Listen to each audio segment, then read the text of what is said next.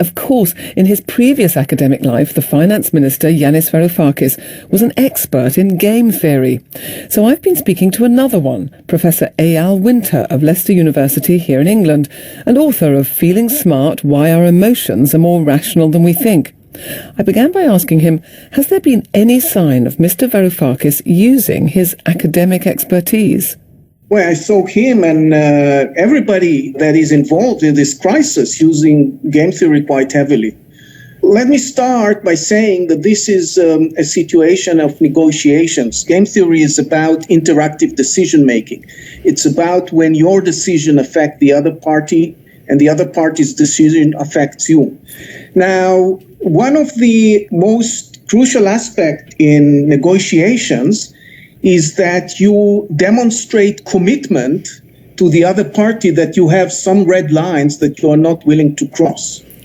One way of doing it by the Greeks is actually using two strategies. One of them is appealing to emotions. Emotion is a well-known technique of demonstrating commitment.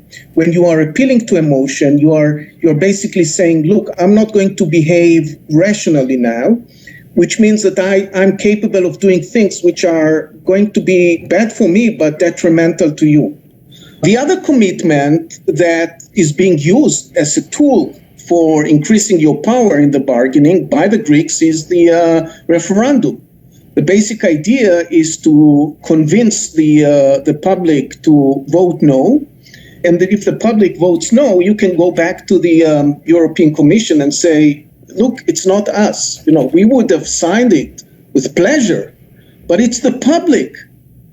They don't give us the mandate. Do you think the emotional strategies that the Greeks have been using really have worked on the European powers? Sometimes these strategies do work, sometimes they don't.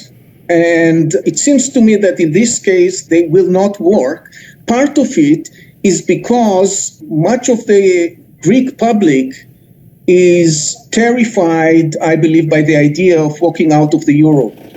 And if the government knows that that's the way that many of the citizens will react, then they will cave in, potentially. Do you think that Angela Merkel and the other European countries, they deep down, they know this? But let me say that the European Commission is also using commitment devices to strengthen their own bargaining power. One of them was to stop the negotiation at the time when the referendum was declared.